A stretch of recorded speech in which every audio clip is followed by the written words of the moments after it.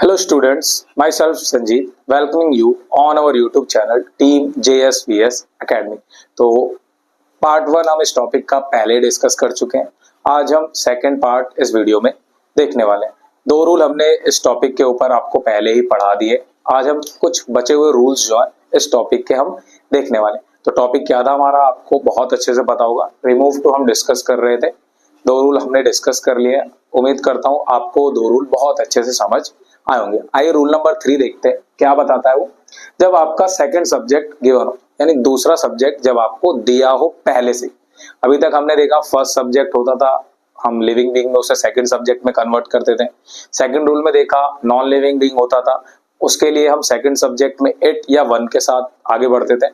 अब second subject यहाँ पे पहले से ही गिवन होगा और किस फॉर्मेट में गिवन होगा, फॉर हिम करके लिखा होगा, चाहे फॉर हर, चाहे फॉर मी, फॉर अस या फिर फॉर देम के साथ। आप इसी सेकंड सब्जेक्ट को जैसे फॉर हिम लिखा होगा तो ही में कन्वर्ट कर दीजिएगा, फॉर हर लिखा होगा तो शी में, फॉर मी आई में, फॉर अस वी में या फिर फॉर देम तो आप दे में कन्वर्ट कर दीजिएगा। बस इतना सा ही कन्वर्ट करना है और बाकी जो भी हमने रूल पढ़े वो सेम रूल यहाँ पर भी अप्लाई हो जाएंगे। जैसे कुछ एग्जाम्पल लेके हम देख लेते हैं। आइए कुछ एग्जाम्पल के साथ तो आइए देखते हैं कैसे इस रूल को टैकल किया जाएगा। तो कुछ क्वेश्चंस मैंने ले लिए, जैसे Sunita is too weak for her to be. तो आप देख सकते हैं इस रूल में क्या होगा कि फॉर करके एक प्रोनाउन लगा होगा, उसे ही हमें सब्जेक्ट सेकंड सब्जेक्ट के रूप में इस्तेमाल करना है।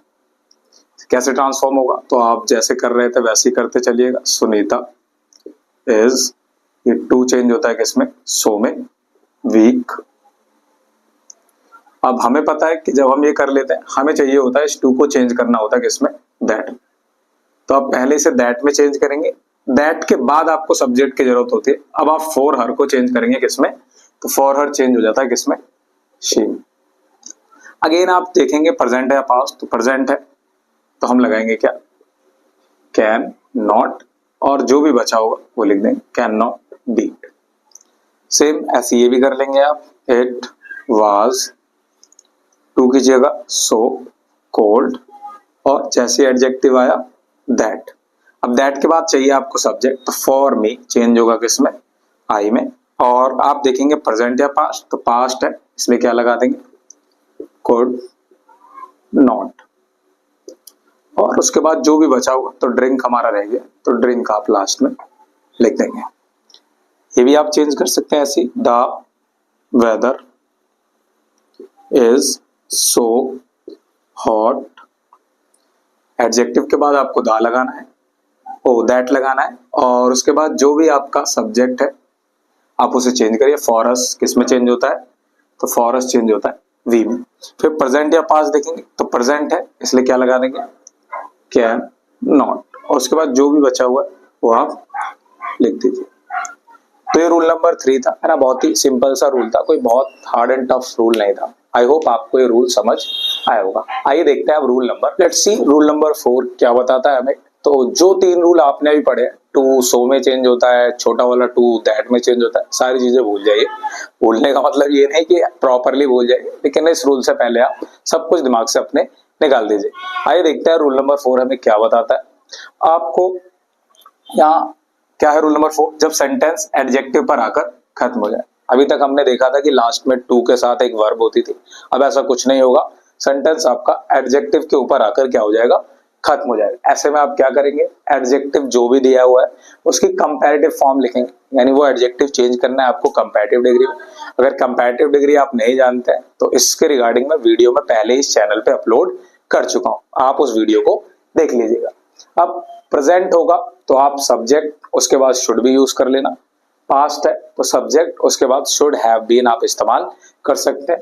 अगर आप दोनों ही नहीं इस्तेमाल करना चाहते, एग्जाम में भूल जा रहे हैं, तो आप बियॉन्ड द प्रॉपर लिमिट का भी इस्तेमाल कर सकते हैं। पास्ट प्रेजेंट दोनों में ही काम आ जाता है। आइए चेंज कैसे करना है देखते हैं हम इसे। तो सिंपली आपको करना है पहले ही इज, ये टू हट जाएगा, बिल्कुल रिमूव ही हो जाएगा ना, खत्म हो जाएगा। ये वीक, इसकी कंपैरेटिव डिग्री लेके आएंगे, तो क्या होती है कंपैरेटिव डिग्री इसकी, वीकर। अब जैसी कंपैरेटिव डिग्री आती है तो उसके जस्ट बाद क्या इस्तेमाल होता है, आपको पता है कि जैसी कंपैरेटिव डिग्री आती है उसके तुरंत बाद इस्तेमाल होता है देन। अब आपको देखना है सेंटेंस प्रेजेंट में या पास्ट में, तो सेंटेंस है प्रेजेंट में, प्रेजेंट में हम लगाएंगे एक सब्जेक्ट, उसके बाद लिखेंगे शुड बी। तो हमारा यहाँ सब्जेक्ट कौन है? ही, तो ही लिख लेते हैं और इसके बाद अपनी तरफ से लगा देना है क्या? Should be. इसे देखते हैं कैसे चेंज होगा। तो सुनील वाज, एडजेक्टिव पे खत्म है तो ये वाला टू हट जाएगा पूरी तरीके से। जो भी एडजेक्टिव होगा उसकी कंपैरेटिव फॉर्म, पावरफुल की कंपैरेटिव डिग्री क्या होती है? तो more powerful, more powerful. Comparative degree के बाद आपको क्या लगाना है? देन का इस्तेमाल करना है। अब आपको देखना है सेंटेंस पास्ट में है प्रेजेंट में, तो आपने देखा कि पास्ट है, तो पास्ट में आपको सब्जेक्ट और शुड हैव बीन लगाना है।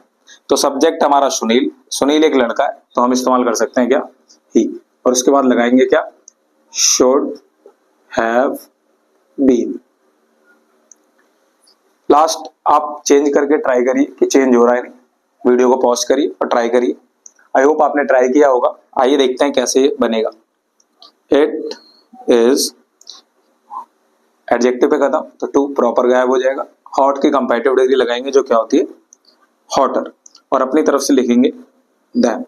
अब आपका मन कर रहा है प्रेजेंट या पास्ट के साथ आप सब्जेक्ट लगा के शुड बी, सब्जेक्ट लगा के शुड हैव बीन, नहीं लगाना है शुड बी या शुड हैव बीन, तो आप बियॉन्ड द प्रॉपर लिमिट का भी इस्तेमाल कर सकते हैं। जैसे यहाँ पे मैं चाहता तो सब्जेक्ट इट था, इट लगा के प्रेजेंट था तो शुड भी कर सकता था, पर मैं ऐसा नहीं कर रहा, मैं directly beyond the proper limit लगा ले रहा हूं।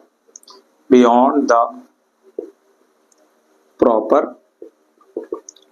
लिमिट, ये भी बिल्कुल करेक्ट है। It is hotter then beyond the proper limit. तो आई होप आपको चीजें समझ आई होंगी। जितने भी रूल थे हमने डिस्कस कर लिए हैं। 4 रूल्स के ऊपर मैंने रिमूव टू को क्लासिफाई किया है। अगर आपको समझ आया तो वीडियो को लाइक कीजिए और हमारे चैनल को सब्सक्राइब कीजिए। Thank you.